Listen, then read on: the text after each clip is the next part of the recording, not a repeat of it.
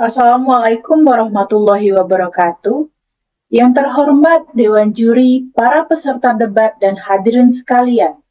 Saya Sakina mengucapkan selamat datang dalam debat hari ini dengan mosi pemberlakuan ekspor renewable energy di Indonesia. Topik ini menyentuh inti dari salah satu tantangan terbesar yang dihadapi tidak hanya oleh Indonesia, tetapi juga oleh dunia.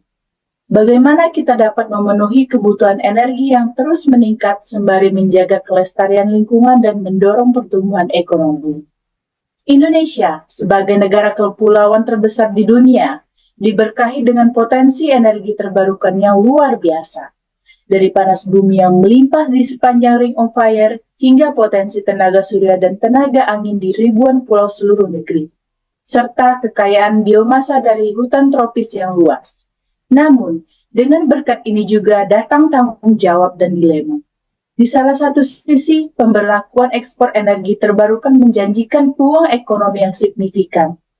Hal ini bisa menjadi sumber devisa baru, menarik investasi asing, dan menempatkan Indonesia sebagai pemain kunci dalam transisi energi global.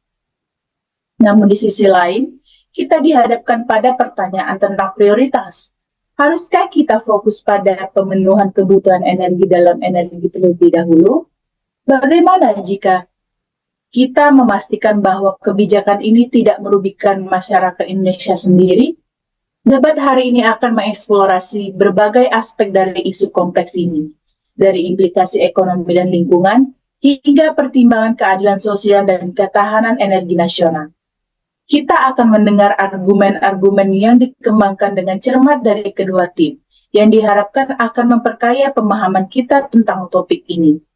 Saya mengajak semua peserta untuk mengedepankan semangat keterbukaan intelektual, menghormati perspektif yang berbeda, dan berkomitmen pada pencarian solusi terbaik bagi bangsa kita.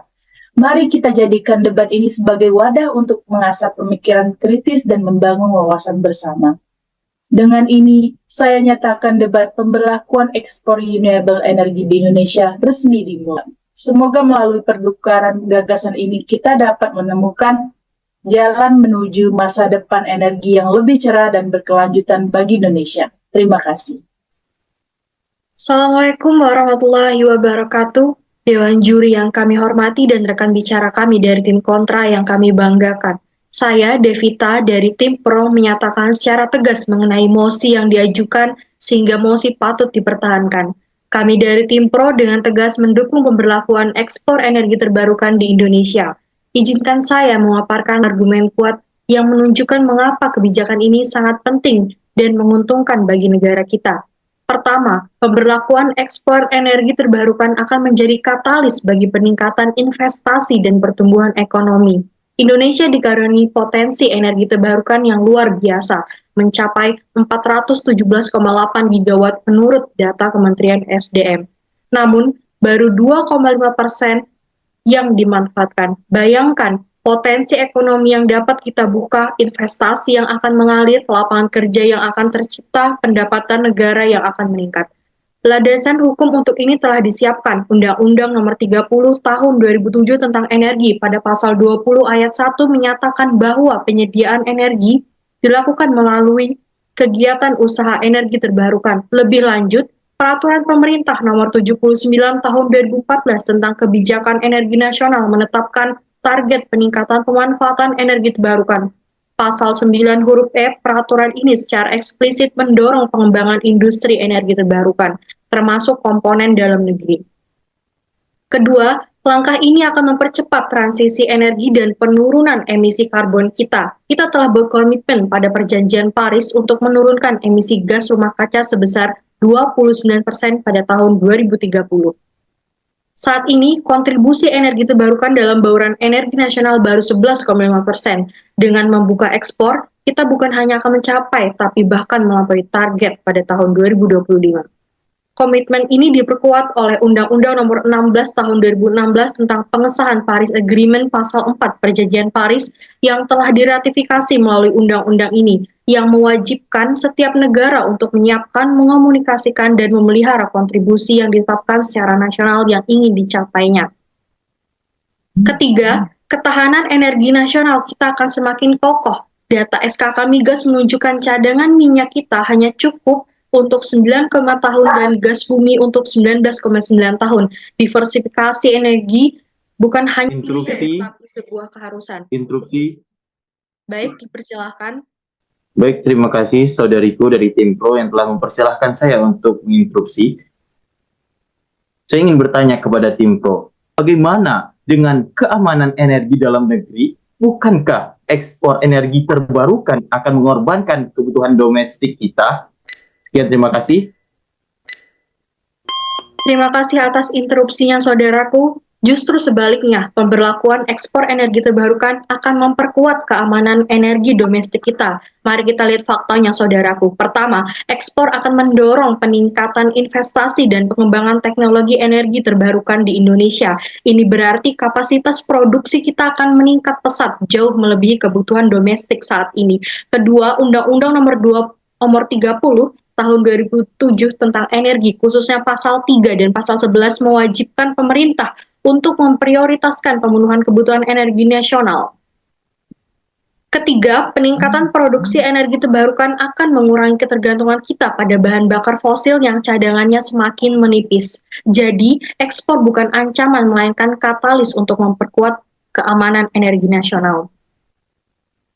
Izinkan saya untuk melanjutkan argumentasi dari tim Pro. Keempat, Indonesia berpeluang menjadi pemain kunci di pasar energi global. IRENA memprediksi pertumbuhan permintaan energi terbarukan global sebesar 8,9% per tahun hingga 2030. Sebagai negara kepulauan terbesar dengan potensi energi terbarukan yang melimpah, kita memiliki keunggulan yang komparatif yang sangat luar biasa. Saatnya kita mengambil posisi strategis ini. Undang-Undang nomor 7 tahun 2014 tentang perdagangan pada pasal 5 mendorong peningkatan daya saing produk dalam negeri dan perluasan akses pasar. Ekspor energi terbarukan sejalan dengan semangat undang-undang ini akan membuka peluang baru bagi Indonesia untuk memaksimalkan potensinya di pasar global. Terakhir, kebijakan ini sejalan dengan komitmen kita terhadap tujuan pembangunan berkelanjutan PBB. Laporan Bappenas 2021 menunjukkan kita masih menghadapi tantangan. Tidak, terima kasih saudaraku, bahwa kita masih menghadapi tantangan dalam mencapai SDGs terkait energi dan perubahan iklim. Ekspor energi terbarukan, tidak, terima kasih saudaraku. Tidak, terima kasih saudaraku. Ekspor energi terbarukan akan menjadi pendorong yang kuat bagi inovasi dan juga investasi yang diperlukan. Interupsi. Ya, dipersilahkan saudaraku. Baik, terima kasih saudara. Sekali lagi karena telah mengizinkan saya untuk berinterupsi. Apa yang disampaikan oleh tim Pro, terakhir kebijakan ini sejalan dengan komitmen kita terhadap tujuan pembangunan berkelanjutan PBB. Nah, pertanyaan saya adalah, bukankah fokus pada ekspor energi terbarukan akan mengalihkan sumber daya dari pengembangan infrastruktur energi domestik yang masih tertinggal? Sekian, terima kasih, saudariku. Terima kasih saudaraku, saya menghargai kekhawatiran Anda, namun perlu kita pahami bahwa ini bukan pilihan atau, melainkan dan. Mari saya jelaskan. Pertama, pemberlakuan ekspor akan menarik investasi besar-besaran ke sektor energi terbarukan Indonesia. Sebagian besar investasi ini akan digunakan untuk membangun infrastruktur produksi dan distribusi energi dalam negeri. Kedua, peraturan pemerintah nomor 79 tahun 2014 tentang kebijakan energi nasional pada pasal 10 menekankan pengembangan infrastruktur energi secara terintegrasi. Ketiga, peningkatan skala ekonomi melalui ekspor akan menurunkan biaya produksi energi terbarukan. Terakhir, pengalaman dan teknologi yang didapat dari pasar ekspor akan mempercepat pengembangan infrastruktur domestik kita. Jadi, ekspor justru akan mempercepat, bukan menghambat pengembangan infrastruktur di dalam negeri. Saya izin melanjutkan saudaraku, saudara-saudari, pemberlakuan ekspor energi terbarukan bukan hanya tentang ekonomi. Ini adalah langkah visioner yang akan mengakselerasi transisi energi, memperkuat posisi global Indonesia dan memastikan masa depan yang berkelanjutan bagi generasi yang mendatang. Mari kita ambil langkah berani ini demi Indonesia yang lebih baik, lebih bersih, dan lebih makmur. Oleh karena itu, kami tetap berkeyakinan teguh terhadap mosi yang kami ajukan. Terima kasih. Baik, Pendidikan adalah senjata yang mematikan di dunia karena dengan pendidikan bisa mengubah dunia. Nelson Mandela. Assalamualaikum warahmatullahi wabarakatuh. Shalom, Om Swastiastu, Namo Buddhaya, salam kebajikan. Dewan juri yang kami hormati dan rekan bicara kami dari tim pro yang kami banggakan. Dewan juri yang kami hormati, mengenai mosi yang diberikan, saya Muhammad Rizky dari tim kontra menyatakan secara tegas, lugas, dan mantap bahwasanya kami tidak menyetujui mosi yang diberikan, sehingga mosi tidak patut untuk dipertahankan. Baik, sebelum kami menyampaikan argumentasi utama, izinkan kami menanggapi beberapa poin yang telah disampaikan oleh tim pro. Tim pro telah memaparkan gambaran yang terlihat menjanjikan tentang ekspor energi terbarukan. Namun, kami merasa perlu mengingatkan hadirin sekalian bahwa situasinya tidak sesederhana yang digambarkan Dewan Juri yang kami hormati.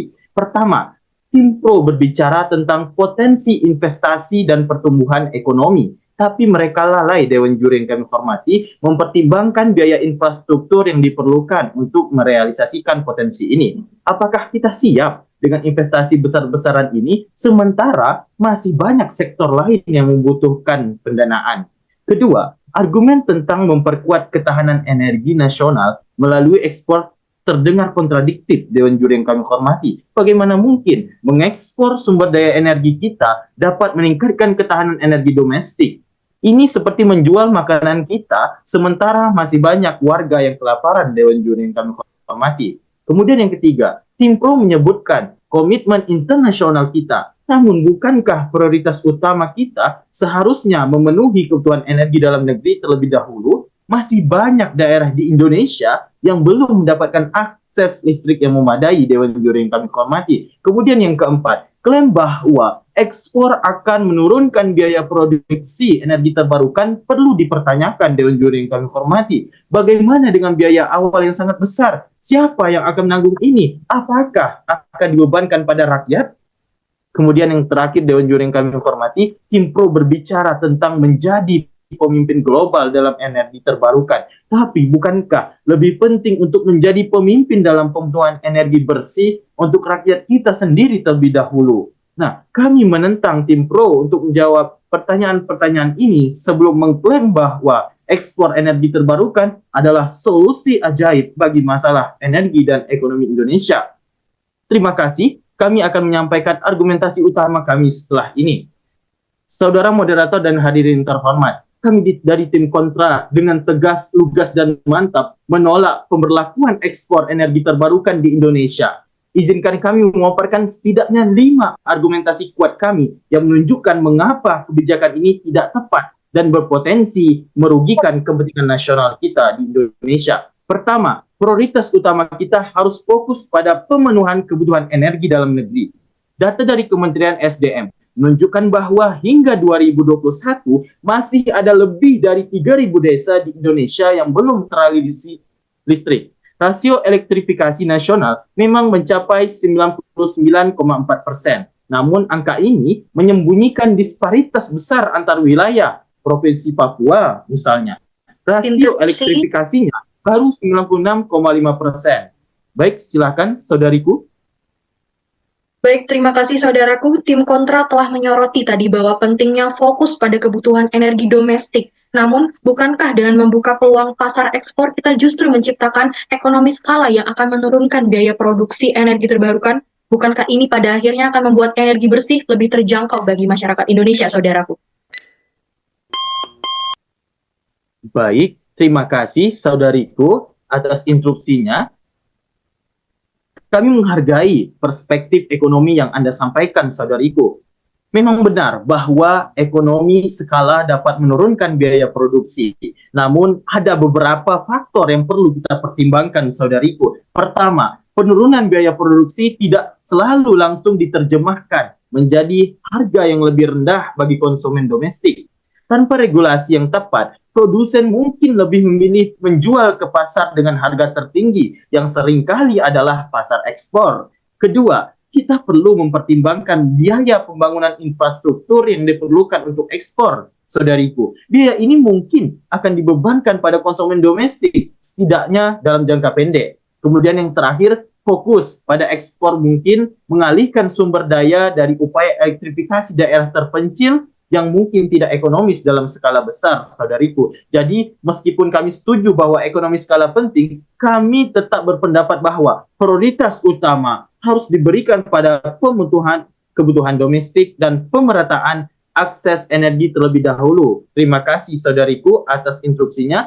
Saya izin melanjutkan argumentasi kami dari tim kontra.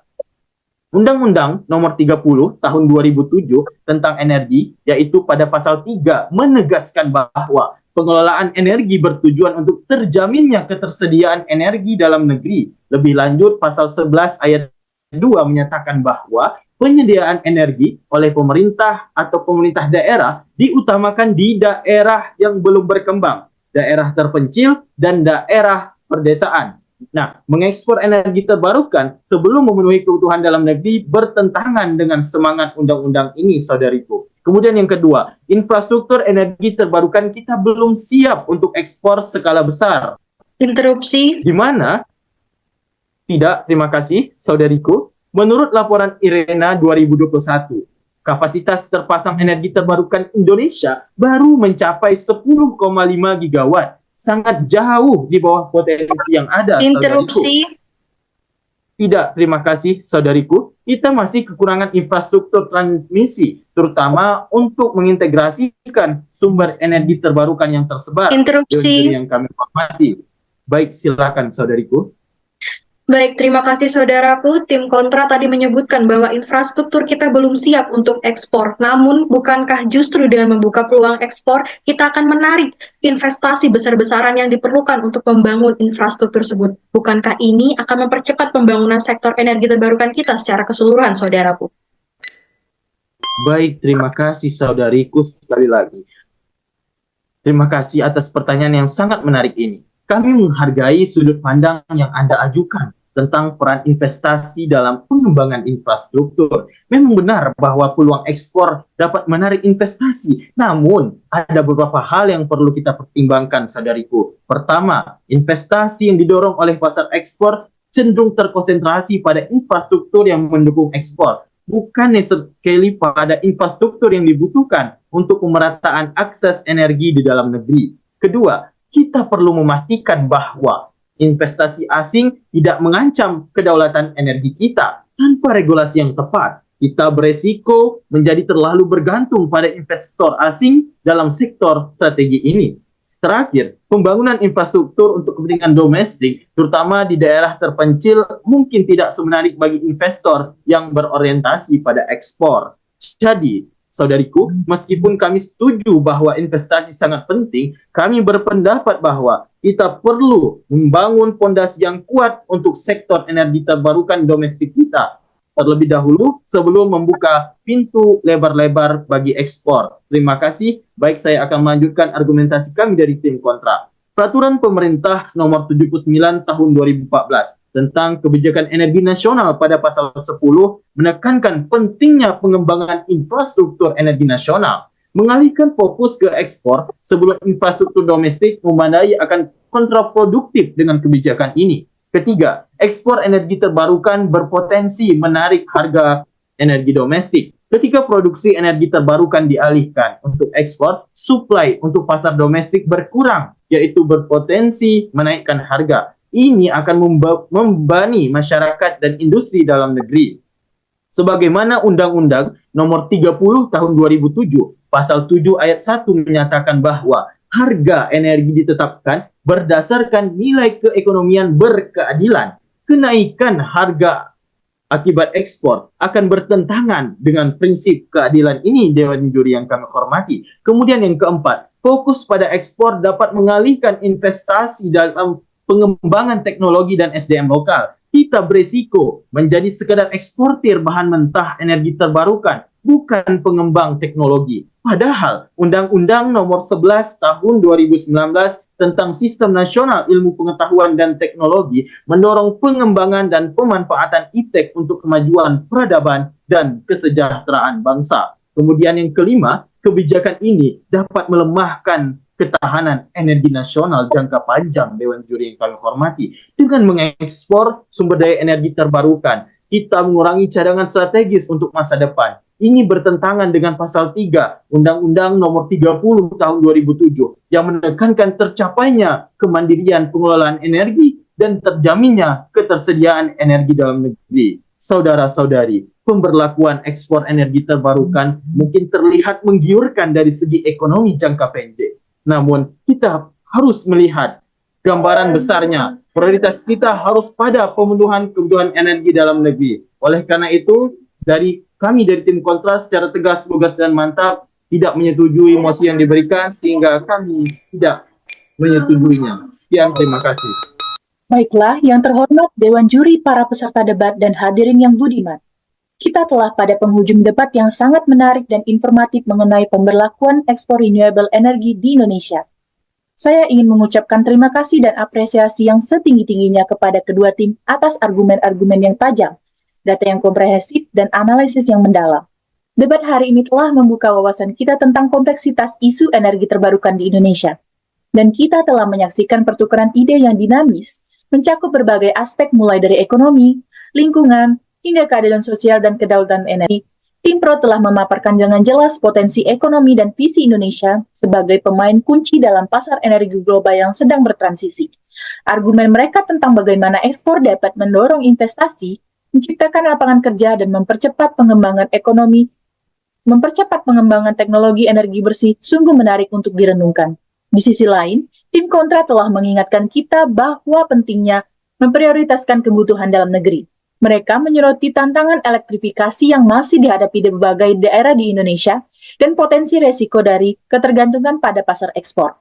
Argumen mereka tentang kedaulatan energi dan pemerataan akses listrik memberikan perspektif yang krusial dalam diskusi ini. Debat ini telah mengingatkan kita bahwa setiap kebijakan harus mempertimbangkan berbagai aspek dan dampaknya terhadap berbagai lapisan masyarakat. Terlepas dari pembedaan masyarakat, ada satu hal yang jelas. Indonesia memiliki potensi luar biasa dalam hal energi terbarukan. Tantangan kita sekarang adalah bagaimana memanfaatkan potensi ini dengan cara yang paling menguntungkan bagi rakyat Indonesia, sambil tetap berkontribusi pada upaya global mengatasi perubahan iklim. Saya berharap debat ini tidak berhenti di sini. Diskusi-diskusi seperti ini harus terus berlanjut di berbagai tingkatan masyarakat. Kita perlu melibatkan lebih banyak suara dari akademisi, praktisi industri, aktivis lingkungan, hingga masyarakat untuk menemukan solusi yang tepat dan berkelanjutan. Sebagai penutup, izinkan saya mengutip kata-kata bijak dari Ki Hajar Dewantara. Kita berhak atas energi masa depan, tetapi kita berkewajiban atas energi masa kini. Semoga debat hari ini menjadi langkah kecil namun berarti dalam perjalanan kita menuju masa depan energi yang lebih cerah dan berkelanjutan bagi Indonesia. Dengan ini, saya nyatakan debat pemberlakuan ekspor renewable energi di Indonesia resmi ditutup. Terima kasih atas partisipasi dan perhatian teman-teman semua. Wassalamualaikum warahmatullahi wabarakatuh.